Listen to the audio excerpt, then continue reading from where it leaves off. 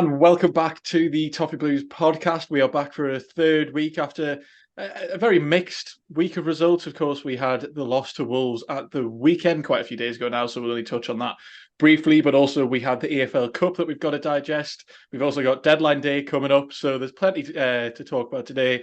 And as always, I am joined by Ellis Nordoff. Ellis, how are you doing, mate?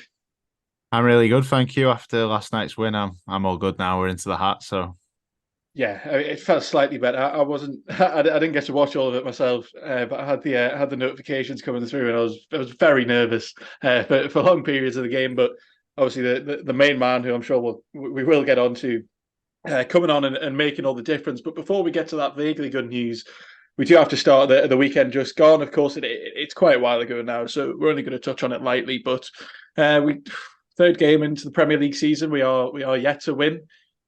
Not quite the same as the Fulham game. I think it was probably slightly more even, maybe edging towards us deserving to win. But once again, we've lost 1-0 at home, and it leaves us without any points this season.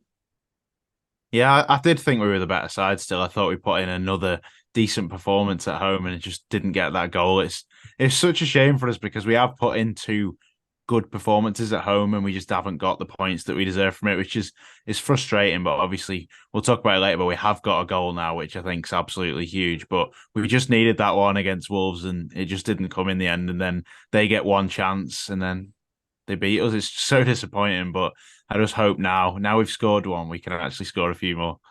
Yeah, and I think the goal we conceded is easily the most disappointing part of the day. It was just a massive lapse in concentration, really. It's come off his shoulder. It was all just a bit of a mess, really. You never want to see the team switch off like that. We knew the defence might be slightly shaky after that Villa performance, but we did vaguely tend to be better at home. And once again, it was a decent performance. It was between two games that were both two teams, sorry, that were both struggling. Neither of us had won yet. I think they had scored a goal, so they were slightly ahead of us, but two teams that were kind of almost desperate for that win already, and they've come out on the winning side, so they're feeling a lot more confident. They've then gone in the AFL Cup this week and won 5-0, bit more of a confidence booster than ourselves against Doncaster, but just one of them really. It was a fairly even game. I think we probably slightly edged it between two sides that needed the win already, and we've basically gifted them that goal. Yeah, we limited them to quite little chances. Really, we frustrated them, and we were playing better than them, created more chances, and then they've just got the sucker punch, and it's what happens sometimes in football, isn't it? You know, it's disappointing, and you just hope that it's obviously the team. Once again, it's kind of a makeshift side because there's so many injuries and that. So you just hope that it's not the kind of game that's going to happen many more times this season. It's just a case of we're getting into it still early in the season. We've got a lot of injuries and the game just didn't go our way. It's disappointing that it happened back to back, almost identical kind of series of events in the two games. But I just hope that that's it for now. And when we get players back, I think we'll look a completely different side. Yeah, I am still fairly confident for the season. We've put ourselves in a tricky position purely because when we look back at the end of the season, if we are in a relegation battle and we see we've lost at home to Fulham, we've lost at home to Wolves, they're two games that ideally towards the end of the season that you want because they will be the teams around the relegation zone. And unfortunately, we won't get that chance again. You only get that game once a season. We'll now have to go and beat them away. But I mean, we'll have to see how they get on. I mean, Wolves might be okay. Of course, they're selling Mateus Nunes now to City, and I know he didn't exactly set the world alight, but they've left themselves in a position now where they really haven't got long to strengthen. I know they're signing Tommy Doyle from City. It's not quite the same level of player, and they've turned over a pretty narrow profit, but. That aside, that's getting entirely sidetracked for the rest of the season. We don't want to look too far ahead. I mean, I don't want to go on about this for too long because there's not huge amounts to digest that hasn't already been digested this week. We're now recording this on Thursday. It'll be going out tomorrow. It'll be deadline day. And on deadline day, of course, everyone's already forgotten about all football. Anything about playing football goes absolutely out the window, and everyone forgets about that. But before we get on to transfers and what might happen next, just your final thoughts from the Wolves match. Yeah, I've forgotten quite a lot of it by now, to be honest. It has been quite a while ago, and there wasn't loads to remember from it, but it was just one of them. It's another disappointing defeat at home where we probably didn't get the points that we deserved out of the game, and it's just a case of moving on and making sure that we rectify it on Saturday. Yeah, absolutely. We were given an immediate chance to try and rectify it midweek against a team bottom of the Football League, 24th in League Two, statistically the worst team in the Football League. And of course, we eventually win 2-1, but we definitely didn't make it easy for ourselves. I mean, the first half was just diabolical, really. We were all over the place. We didn't look like a Premier League side at all. It didn't look like there were 3 leagues between us and them, 4 leagues, whatever it is. And I know the goal was offside, but I feel like most people just kind of had the feeling, well, they deserved to score anyway. We didn't deserve to get anything for the first half. So it's a weird one. It was blatantly offside. If there was VAR, it definitely would have been called offside and we wouldn't have conceded that goal. But maybe gave us a bit of a wake-up call going in the second half that we absolutely shouldn't need against Doncaster. But it definitely kind of gave us a bit of a kick. We turned around in the second half. But let's dwell on the first half for a second. What were your thoughts in the first 45 minutes? Yeah, it was tough, wasn't it? They came out with the cup final as it was. They're playing Everton. This is probably the biggest game of their season, and they were massively up for it. You could tell from the start they really were.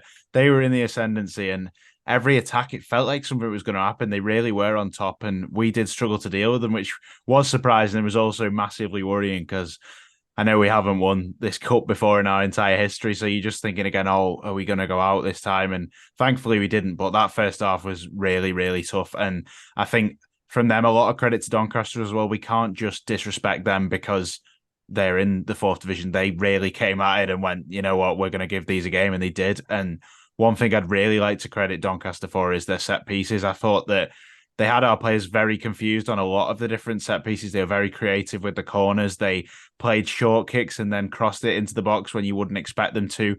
The goal in the end came from a player actually lifting it over our defence in that area where he picked up from the corner. And I think that was a key part of the game in the first half. They really did danger us on set pieces, and it looked like our players were quite worried when the ball was coming into the box from Doncaster because they weren't just sending it in basically like a normal corner was. They'd planned this, and that's kind of further adds to the point that it was their cup final, and they did really well in the first half, to be fair to them, and we couldn't really cope with it.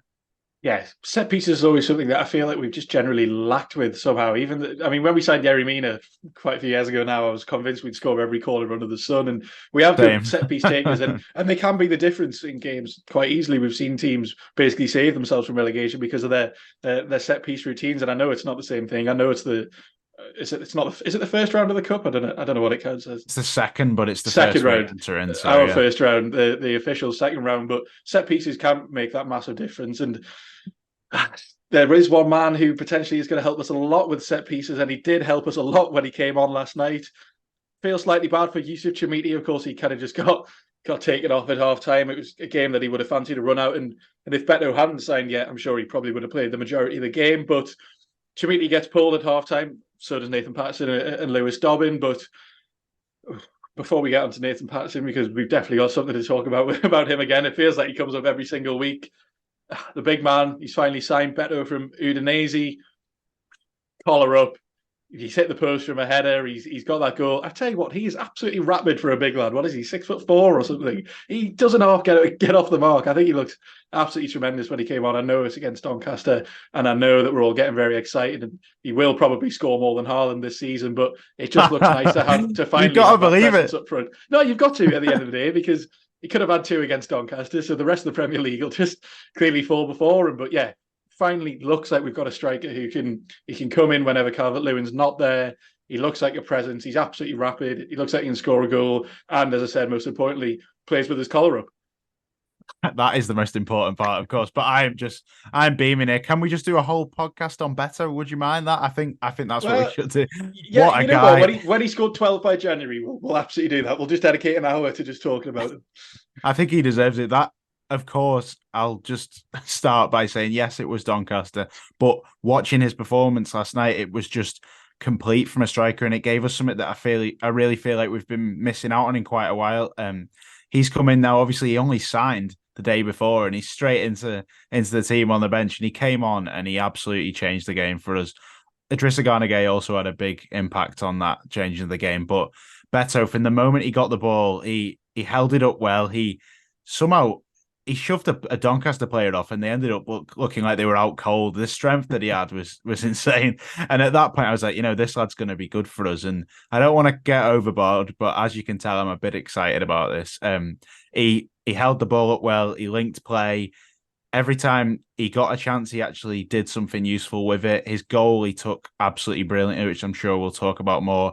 And he could have had a couple more really as well. That header that absolutely cannoned against the post, that could have easily gone in. And then he had one disallowed for offside, which was quite unlucky really. If he'd received the ball a second earlier, he probably would have buried that and it had accounted. But he absolutely changed that game for us. And in reality, he's the main reason why we're in the hat for the next round.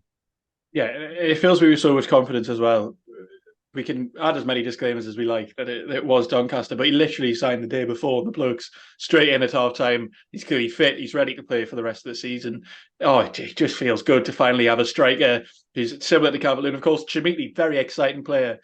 Not ready. He's obviously not ready. Like we all knew that when he came in. We all knew he we played well against he played well against Wolves when he come on, to be fair. So I don't want to fully Absolutely. judge him off that one game, but it's just good that we have striker depth in general now. I look at having Beto, Dominic Calvert-Lewin, Yusuf Chimiti. You've got three different options there, all similar mold of player. You've got a young option, you've got a senior player who can play when Dom's injured, and you also take the pressure off Dom. So I'm well happy with the attacking Yeah, depth. we say senior as well. What is he? Only 25. You know, he's still got plenty of his Good career age. left, and that's what's so exciting. We've not signed a player that's not ready. From not signed a player coming towards the end of their career, and what was it? Week 1 or week 2, we were sat talking about strikers. We didn't even mention him because it looked like those rumours had kind of faded away. We were kind of having to resign ourselves to accepting that Che Adams might be the best option. Tell you what, I'm glad we haven't signed Che Adams. It looks like he might be on going on loan to Wolves. I think it's unlikely we will go back in from now. I think strikers cleared up now, and whatever targets we might have for the next 24 hours, just over ahead of the deadline. It looks like we've sorted the striking position out. So we're very excited for the rest of the season with Beto. We may as well mention his goal now before we get onto the rest of the performances, because that's something I mentioned. The turn of pace was unbelievable. I mean, so I saw somebody say that, and we saw, of course, your scout report, which is, if you haven't checked it out already, you definitely do. Richard Hall's always gives a really good insight into players from the Italian league. But everyone's mentioned, look, he's 6'4", but he does have this turn of pace, and he demonstrated that. It was a fantastic ball from Decore, and didn't come from nothing, but it didn't look like the chance was on, and that's what's so exciting. If we can have a striker just to produce something like that, which we do get from Calvert-Lewin as well, to be fair. Like, there's no point, we don't want to count him off straight away because it was a freak injury that he picked up against Villa. Let's not forget that we've got him. I think we've now got two absolutely fantastic options up front for the rest of the season, and options that perfectly suit Sean Dyche. But it was a fantastic ball by Decore, but it's that turn of pace, it's the strength and just the composure to finish at the end, which is why we're all getting so excited. Yeah, that was the big thing for me, that finish. The way he kind of knocked it and it just rolled in, he knew what he was doing when he got that there, and he didn't panic in front of goal, which you sometimes worry about strikers. It was his debut, it's his chance to impress. He just recently missed a really poor miss as well, to be fair. He ballooned it wide, and at that point, I'm sure he was thinking, I've got to rectify this, I've got to sort this out, and he absolutely did. There was that anger in him, and he put the ball in the net like you could argue was a bit of a Haaland finish, to be honest. This is very much me getting carried away, but there was just calmness, there was composure. He put the ball in the net, which is something we hadn't seen this season. So I was just overjoyed when he put that in. And the way his collar was up, he was smiling, he looked happy to play for Everton, and he just looked so hungry for the whole game. He looked like a player who was absolutely desperate to impress for the club. And in his interviews and everything that he's done so far since joining, he seemed like he really wants to play for Everton, which is just exactly what you want. Yeah, and who would have known he's a massive Everton fan? I mean, that woman with the fantastic sticking the B on her Eto shirt, who knew that was absolutely Phenomenal. prophetic? Massive Eto fan. Turns out he had all the kit. Gerard Deulofeu's been in his ear, just like Richarlison was with Dan Juma before he came along, and it's exciting to say. And then we should absolutely talk about Dan Juma. I thought he didn't have the most exciting game, but if he can have moments like he can, if he can find himself on that inside channel on the left, obviously where he suits best, he also looks very exciting. Yeah, Danjuma getting that goal was crucial, really. I think one of the main takeaways from the game is that the two players we probably needed to score most did score, and both of them getting off the mark for the season is absolutely massive, regardless of who you're playing. Arnaut Danjuma was struggled in the first half, definitely. He had that chance where he probably could have done a little bit better with, but the way he took his goal was superb. The way he stayed calm while he took the ball on and again, and then eventually hit it and put it in the bottom left corner. And it was a great finish in the end, and it won us the game. And we probably could have had a couple more after that, but it did turn out to be the winner. And I do want to say as well, I thought he spoke fantastically in his post-match on Sky. I don't know if you saw it, but a real like sense of calm about the current situation and not panicking at the fact that we hadn't won in the league yet, and that he believes in the progress that the team's making, and he reckons that things will turn for us soon. I thought he spoke really well. Yeah, nothing better than a player that speaks really well, especially as alongside if they can put the performances on the pitch, and hopefully he can. He's got that first goal now. He's had a bit of a tricky start because he did pick up that injury in pre-season, and we have been playing him centrally at times. He's obviously best off the left. I don't think there's any doubt about that. We don't want to necessarily see him a lone striker. That's not going to suit his game whatsoever. We need him cutting inside on that left channel, and I think we've been fairly positive about the match so far, despite the fact it was only a 2-1 win away at Doncaster. There are unfortunately some negatives that we do have to talk about. I think the first one, we've mentioned it before. I don't want anyone to think we've got some sort of agenda against him, because for the world, I want him to have a fantastic Everton career. But Nathan Patterson gets pulled again at half-time. To be fair, he probably wouldn't have started the game if we had any other option at right back. The entire about the defensive line, the other three were changed. He probably would have been rotated, but he gets pulled for Ashley Young at half time. It's just not clicking for him currently, is it? Yeah, he struggled, and we have to say that he was playing in a defence that hadn't played together yet this season. And of course, he's a young player. We do have to remember that he is still young and he is still learning. And I think he's had a difficult start to the season, and a lot of that could be pointed at the fact that we haven't had a natural winger in front of him as well. So things might improve then. And yes, he is young, and he's been, as a young player, he's playing every game for us. And when you have Seamus Coleman, there's that bit of backup, or at least like a player that can kind of mentor him when he's there. And, he doesn't have to start every game. At the minute, the pressure is just piled on Nathan Patterson to play well and play every week, because he has to play, doesn't he? Like you said, he probably would have been rotated otherwise, just purely for like the cup reasons, but he had to play and ended up not working out for him in that half, and he got subbed off, which I was quite sad to see Chimiti, Dobbin and Patterson get subbed off, but it was the right thing to do in the end because it changed the game. Yeah, I mean, when Garner Gay came on, Beto comes on, Ashley Young brings that bit of composure. Yeah, it is frustrating to see the young players go off, because these are exactly the games that you want to see them given a chance in, and they were given a chance. It just wasn't going our way in the first half. And something else we can briefly touch on is we didn't immediately see James Garner starting on the right yesterday. Sorry, so that was quite exciting. Starting more centrally. I mean, there's not much to say on it, but please just do that for the rest of the season. Let's get another winger in before the deadline, as a right winger specifically. We don't just need more left wingers. But yeah, Jimmy Garner's finally been put central, and it obviously just suits him way more. And if we do have that winger on the right ahead of Patterson, then it will probably improve his performances as well.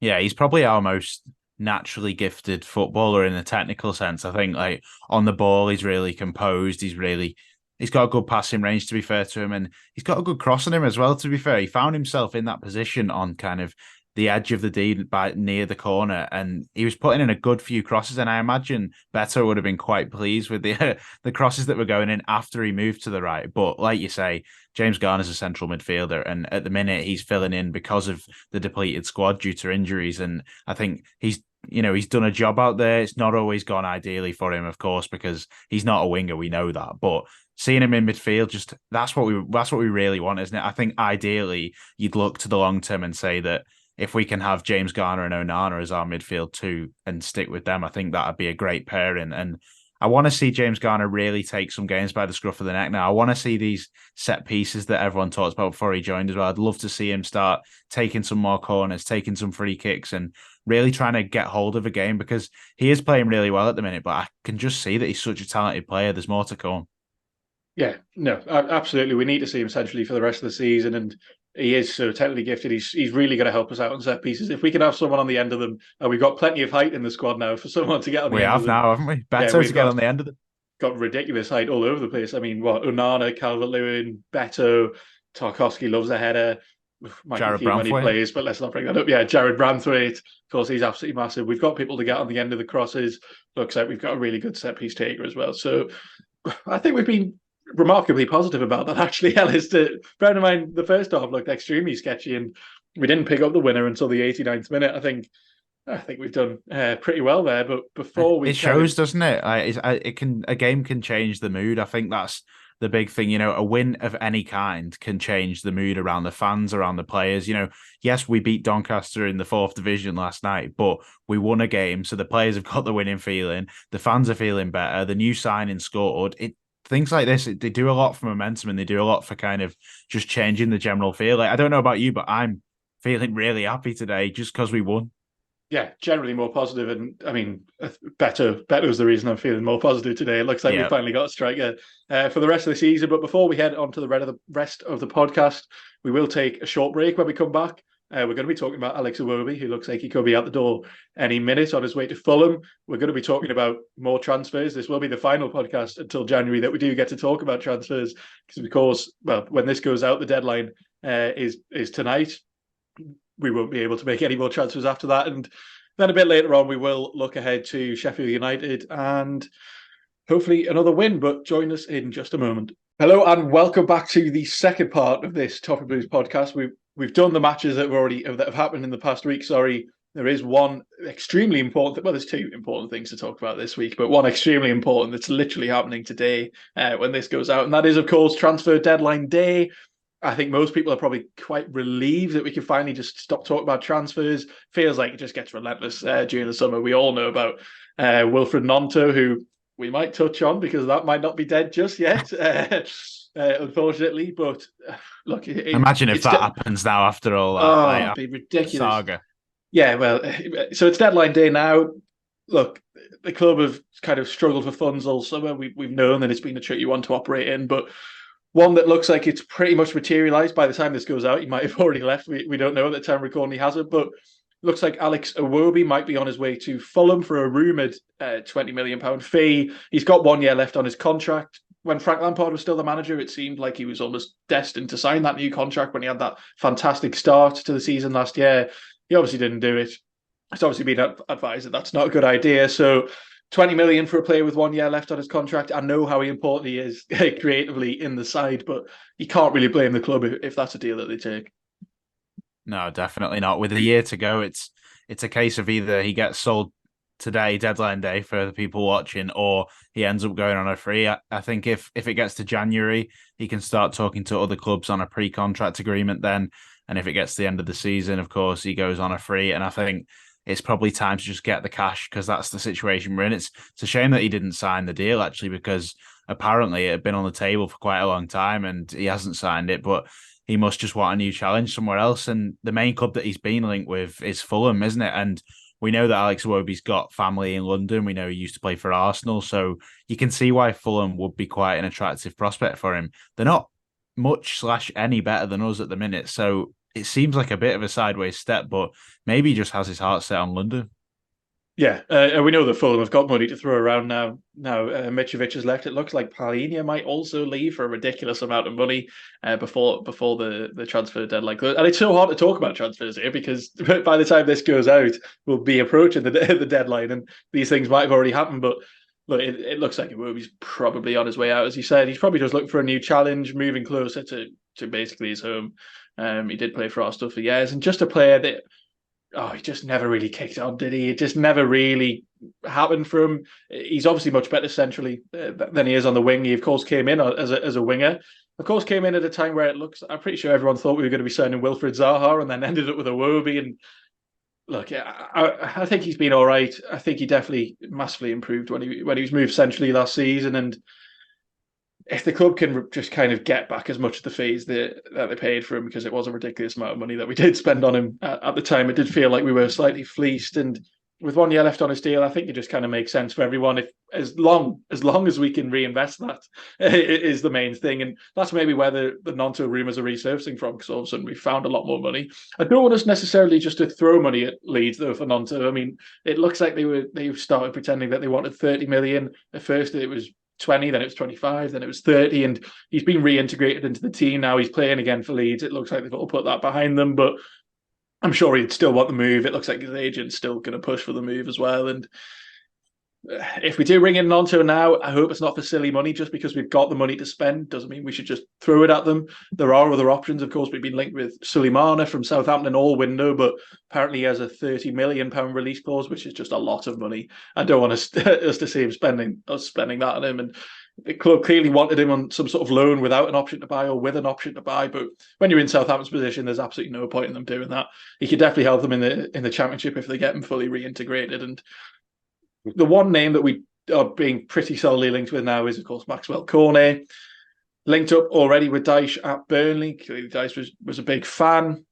Joined West Ham when Burnley got relegated. He's had a couple of injury problems. He does have that really niche medical thing that I've got no idea about. There was that article about it that he does have this really rare problem with his leg. But Maxwell Cornet, how do you feel about that? Because he was a player that was definitely linked when Burnley went down and ended up going to West Ham, but wouldn't be a terrible replacement, especially on loan, which is what the rumour seems to be.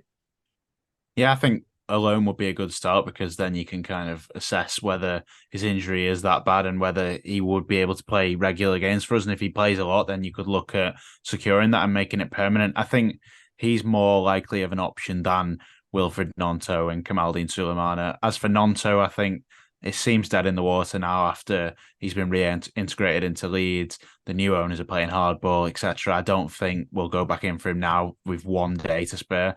Sulemana, I'd have loved to have him on loan, but like you say, you don't want to be like forking out £30 million for him yet. I think that's kind of a release clause that's been set to scare other clubs away, really. And he probably would, but I believe he'll certainly become a player of that caliber eventually. But it's probably not the time to pull the trigger 30 million wise on him. Cornet is the cheaper option, is probably the more realistic option. If I was to put any money on anyone coming in tomorrow, I'd probably say it'd be him. It seems like the most links are around him at the moment. He was at Burnley, he played for Sean Dyche. Sean Dyche likes him, we know. So I think he could be a decent option for us. He's versatile, which is important. He played quite a lot under Dyche, and he did well when he played up front for them. He played on the left wing as well, and then I think at Lyon he actually played at left back as well. So maybe Dyche is thinking of that versatility, which when you sometimes have a depleted squad because of injuries, like the injury crisis we're going through now, it's good to have players who can play multiple positions, and he could be a good option for us. He's a player that when he was at Lyon, I really, really wanted, and then he went to Burnley, and then he actually went to West Ham, and it really didn't work out at West Ham. He's been plagued by injuries, and like you say, there's been rumours that he has a rare calf condition. So if that's the case, then of course the club has to assess whether he is actually going to be able to stay fit. I'm sure they'll have done the due diligence on that, because we wouldn't just sign a player that's going to be out all season, of course. But I think it's a player that would be a decent option, and all alone would be a lot better than the permanent, just because you don't take as much of a risk then.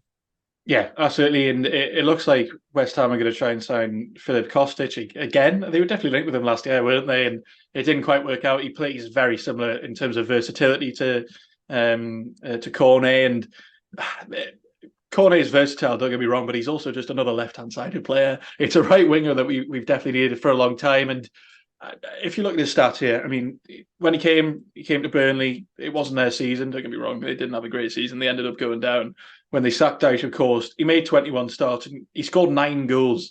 That could be so important. It's that kind of player, if he could chip in 7 or 8 goals, it just massively just alleviates the pressure on the rest of the team. I mean, Dwight McNeil was our top scorer last season with like 4 or 5 or something. 7. I mean, yeah, exactly. It's just awful, really. And if you can have a winger, if you've got a striker that's firing, absolutely fantastic. If you've got players around him that can take the pressure off him, that helps a lot more. But he then goes to West Ham. He only made 2 starts last season, only played 245 minutes because of this injury. And as you said, the club won't be signing him if they haven't done his due diligence on this rare condition. They must think he can stay fit, and I don't want to talk about the likelihood of it because we absolutely don't know. It's always going to be speculation, but it's a player I definitely wouldn't be opposed to. If we're bringing in 20 mil for Iwobi, we're then bringing in Cornet on loan. Not the same kind of player, don't get me wrong, because in terms of the creativity, it's kind of nowhere near the same. And Iwobi's played a lot more centrally for us. We would probably need to replace him with a more central player, despite the fact that he has been on the wing. We know that one of the only players at the club that can play on the right wing. I know that Jack Harrison can when he eventually comes back after the international break, but I think there's plenty of business to be done. I can't imagine that the club won't spend the Iwobi money. I know that we brought in that 45 million for Gordon in January and it went nowhere, but the club have been operating on such a tight budget. I think that Gordon money was definitely just to kind of keep the business running at that point. It wasn't necessarily meant to be reinvested, which is really unfortunate. It's not a position that we want to be in by any means, but I think if the club at this point get 20 mil for Iwobi, Kevin Thelwell and Sean Dyche aren't going to let the club not give them the funds to replace him, because he is a very creative player for us. He does create a lot of chances, despite the fact he's not that high up on the goal and assist chart. It's his stats don't always look tremendous. I know he creates a lot of chances, but he is an important player. On the eye, I've seen people say that it just kind of looks a bit average, and I do slightly agree with that. I do get where people are coming from. I think that maybe he's just not developed into the kind of player that we hoped that he would, because he did have that bright start at Arsenal. He then faded away. We then spent too much money on him. If we could bring in 20 mil for him, he's got a year left on his contract. It's a financial deal for the club. Let's be honest. It's not a deal that ideally they'd be wanting to do with so little time to replace him. But if he leaves for 20 million and we manage to reinvest it before the deadline, I think you've just got to accept that, really. Yeah, I think 20 million coming in, of course, we might not get all of that in one go, but you'd imagine that they'd already have planned for his departure, because this has been in the reckoning now for quite a while. Obviously, the contract was put on the table quite a few months ago, and they'll have always envisaged that at some point he might leave. I'm sure they wouldn't have wanted it to be on deadline day, but if it is, I'd hope that there's someone ready to push the button on who they can bring in, whether that's a midfielder or a winger. We don't know actually what's going to happen just yet, whether that'll be a midfielder or a winger, whether we will replace him with a central player, or whether Dyche sees him as losing a wide option. The winger links seem to be coming a lot more frequently than the central midfield links. Johan Bakayoko, who was linked, now looks set to join Brentford. And as for central midfielder links, there really hasn't been too many. A few people talk about Adam Wharton at Blackburn and say that, he's a fantastic player, young player, 19 years old, so might not really replace Iwobi just yet. But there isn't many links centrally, so I think if they were to replace him, they'd be looking at bringing another winger in to kind of pad out those wide options, which if we brought one more in, I think we'd be really healthy on the wings. We'd have Danjuma, Harrison, McNeil, and a further wide player along with Lewis Dobbin. I think you'd be packed out then, and it'd be just what we need. But the central thing's an interesting one as to whether they see Iwobi as a central player that would be losing rather than a wide player. Yeah, certainly. And another player that looks like he might depart, it's been a rumour that's been going on all summer, is, of course, Tom Cannon. He had a really decent spell last season in the Championship on that loan for the second half of the season. It looks like he was almost set to join Preston on loan again, and that kind of fell through. Now clubs are circling for a more permanent deal. He had links, really strong links to Norwich. It now looks like Leicester and Southampton might come in for him. And I think with Tom Cannon, it's one of those earlier in the window that when we desperately needed funds, we knew that every penny was going to count. If we could bring in 8-9 million for an academy prospect, it looks healthy on the books.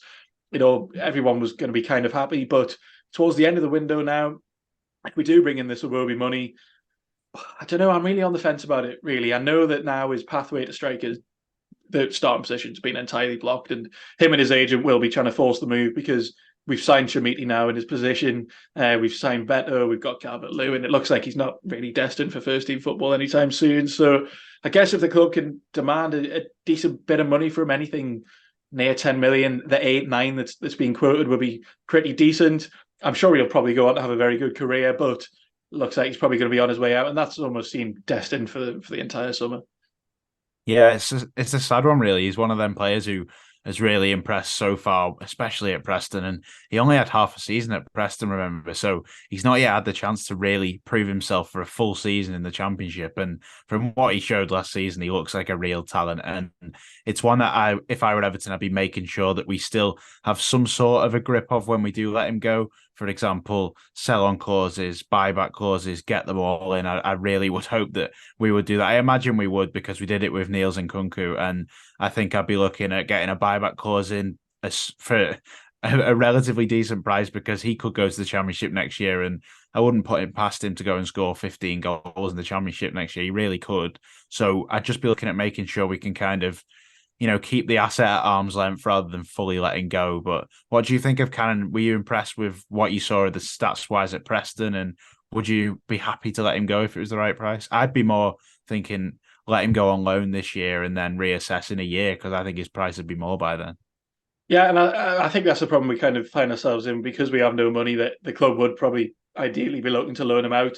There was that rumour that he was going back to Preston for that 1 million loan fee, and we all thought that looked like fantastic business, 1 million loan fee. But the club have probably ended up looking at him as an asset to sell.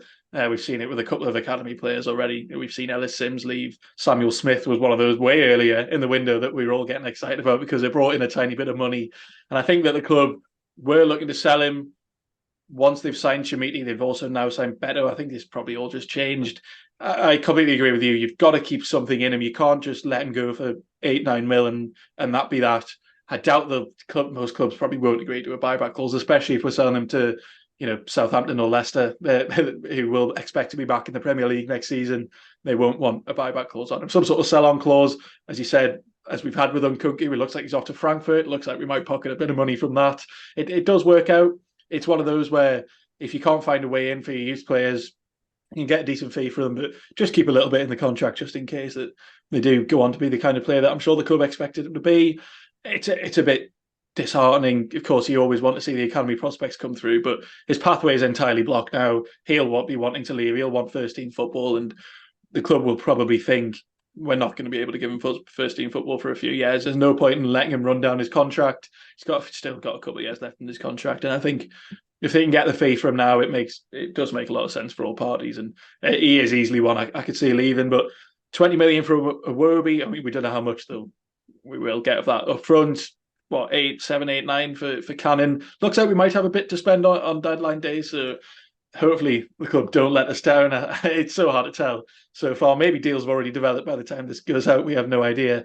We have had busy deadline days in the past, of course. Let's not forget the Yerry Mina and the Andre Gomez when Kurt Zuma came in on loan last minute and was probably our best centre half that season. You just never know really what might develop. But it looks like they might have a bit of money to play with. Hopefully they don't just splash it all on Nonto, because the club have obviously been trying to negotiate hard for him, and there's no point in just throwing that all out the window just because now you've got a bit of money to spend. I think that would be quite daft, but I think that's probably all we could really talk about for transfers for now. I'm sure there's going to be so many developments that by the time anyone's listening to this, it's all kind of become outdated. Cannon's left on loan and Iwobi's gone nowhere, but we'll have to see. But the final thing that we do need to talk about is, of course, football. We are playing Sheffield United this weekend. It's another massive match. We've had such a nice run of fixtures to start the season off. Obviously, we haven't made most of them. We haven't made anything of them so far. We're on 0 points, but Sheffield United are a team that, again, we should be beating. In terms of a bit of injury news, Calvert-Lewin won't be back. It looks like after the press conference today. He required a bit of surgery, and I think he's back with the team, but he's probably not going to be back after all of his injury records. I think it's unlikely he's ever going to be rushed back by Sean Dyche at any point, especially now we've got Beto. There's no point in just forcing him back into the team. McNeil's back training with the group. Hopefully we can get him back. He won't be fully up to sharpness, of course, because he's barely played any football for a really long time. I doubt we'll see him starting, but if he's on the bench, it'll be a lift to everyone. Another player who can whip one into Beto, that'll be absolutely fantastic. Jack Harrison is training with sports scientists, so he's not back training with the team yet. He's still a bit of a way off, but the club clearly had a plan for him when they brought him in on loan. They knew he wouldn't be ready until after the international break. And Dele Alli's back training on the grass. I'm not sure we'll see him feature this season at all, really. But it's in terms of that team news, it's nothing really overwhelming. I don't think we'll end up seeing any of those, especially not Calvert-Lewin or McNeil. I doubt we'll see them starting, so I think it'll be a relatively similar team. I think we'll probably see Beto starting straight away. I think he'll have a couple of days of training. Sorry about that, something just fell off my desk. I think we'll have a couple of days training, and I think he will be in. But are you feeling kind of confident? I know we say this every week. We keep saying that, this is a game that we can win, but come on now, we do not. I said in the first week, you don't want to lose your first game. So in the second week, you don't want to be going without a point. Third week, absolutely not. Fourth week, it's now just a non-negotiable. We cannot be losing our first 4 games of the season with the fixtures that we've had.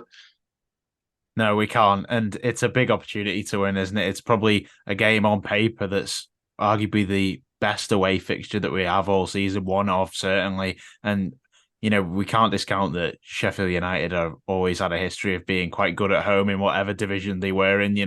They've got a great fan base, a great stadium, and can generate a real vociferous atmosphere at Bramall Lane. And I know that is a difficult thing to play in. And actually, a team who nearly fell victim to that last week was Manchester City, who got pushed right to the end. To be fair to them, to be fair to Sheffield United, and I thought they'd nicked a point when Bogle managed to grab that equaliser, but it's just in typical Manchester City style. Rodri goes and bullets that one home, and it was a joke of a finish. To be fair, like Rodri just only scores important goals, and it was a brilliant winner for them. And now they've ended up with 0 points after 3 games when really they probably didn't deserve it, which is quite a familiar story because we don't deserve to be on 0 points either. So I think it'd be a difficult game, but it's a game that we've got to be looking at as to try and take 3 points, and hopefully Beto can fire us to that.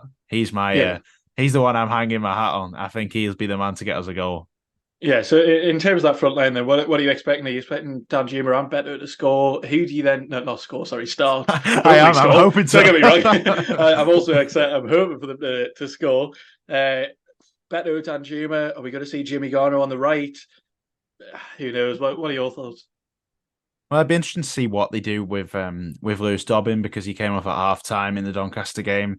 He didn't have the best of games, but he's a young lad. Of course, they've got to be patient with him, and it'd be a real, stake of confidence if they put him in the side again on Saturday. I hope they do because he was bright against Wolves. You know, he kind of took that responsibility to beat a player, and I know that that's not like everything that you need to be a winger, but the fact that he is being positive and bright, I think that he will offer us something. Danjuma and Beto are non-negotiables. They will be in the side. I'm pretty certain of that. And I think, the other decision is basically around whether it's James Garner or Lewis Dobbin. I imagine away from home, we might go with the more conservative option and just stick James Garner there on the right because perhaps you might see more out of Garner on the wing on Saturday because he's got a tall striker to put the ball in and we know he's got a good cross on him, a good pass on him. So you might actually see James Garner be quite productive on Saturday from the wing. Yeah, maybe. I mean, in terms if Dyche decides that he wants to really go for it early on, I think we'll probably see Dobbin starting. He's putting a lot of confidence in Lewis Dobbin, which is really not something I think anybody expected going into the season. I think maybe most people expect to Lewis Dobbin, really. Yeah, exactly. I think maybe most people expect him to go out loan. When you compare his loan spell with Tom Cannon's, I think Cannon was kind of much higher in everyone's expectations, but because of Dobbin's versatility, he's ended up higher in the pecking order and. Oh, fair play to him. As you say, I think he's done really well so far. He's being asked to do a lot. I do agree, though. I think we'll probably see Garner on the right again. Unfortunately, if we sign anyone tomorrow, it's unlikely they're going to feature because of that registration window. I doubt we'll sign anyone before 12. So it's unlikely we'll see anyone if we do sign them tomorrow. So same back four as always. Really, there's not much to do there. It'll be Ashley Young. Hopefully, Jared Branthwaite. I do not want to see Michael Keane. James Tarkowski will play. Pickford will play. Patterson will have to play because we don't have another option there. Despite the fact that Young did come on there, maybe Dyche might have seen something in Mikalenko last night that he looked excited about. I think that's unlikely. It wasn't an exceptional performance by him either. And I think the midfield's fairly set in stone now as well. Between Decore, Onana and Gay. So I think it'll be I think it's quite obvious what the team will be. And the last thing that we can really talk about is score predictions. We haven't got a single one right so far, so we may as well give it another go. Well, maybe we should just go completely wild and hope that we don't jinx any scoreline. Maybe I should just say 7-0 and then at least I've not cancelled out 1-0 because it seems whatever I say just won't happen now because I must jinx it. So,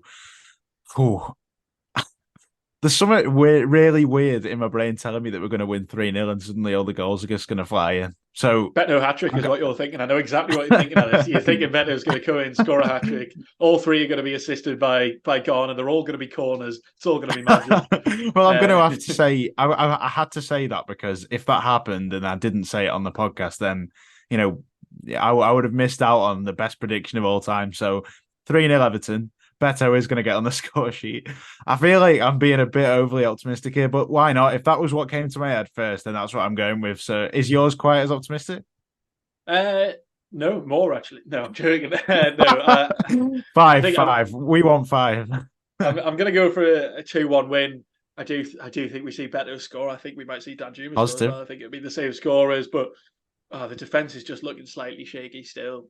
I want Branthwaite to start. I hope he starts. I think he probably will start, to be fair, because Keane and Godfrey played in that game midweek. It's clear that now that they're second in the pecking order. His established centre halves will now be Branthwaite and Tarkowski. I'm so excited for them to get loads of minutes together, build that partnership. But yeah, I don't think we'll keep a clean sheet. As you said, the atmosphere is always fantastic at Sheffield United, and we all remember what happened with Daniel Jemison the last time we were there. So that we don't want to think about that too much. But that does pretty much bring us to the end of the podcast for this week. Ellis, as always, thank you very much. Are you excited for deadline day? Yeah, I can't wait. It's always fun, isn't it? You know, transfers come in and hopefully we get to see one or two. I'd love to see two players come in. That's the dream for me. I think it's probably more likely to be one. I think we'll definitely sign somebody. So it's always an exciting day regardless. And like we've discussed, there could be outgoings as well. So Everton will be active, I'm sure of that. I think it'll be a busy day for the Blues. Yeah, same. I think we've got to bring in someone. I think we'll definitely see a loan, maybe a permanent as well. I can't see us finishing deadline day without a loan. I think a loan's almost guaranteed, whoever it may be, probably Cornet. But yeah, thank you all very much for watching or listening, however you are consuming the podcast. Check out all the other social media. As I mentioned, check out that scout report that Ellis did on Beto. We'll have a Sheffield United preview also featuring Ellis. Can't get enough of Ellis at the moment on the channel. He'll also be on that. That'll be out at some point this weekend. And I believe we'll probably have a live stream about deadline day as well. So if you are listening just before the deadline, do check that out. So thank you all very much for listening or watching. And join us next week. Goodbye.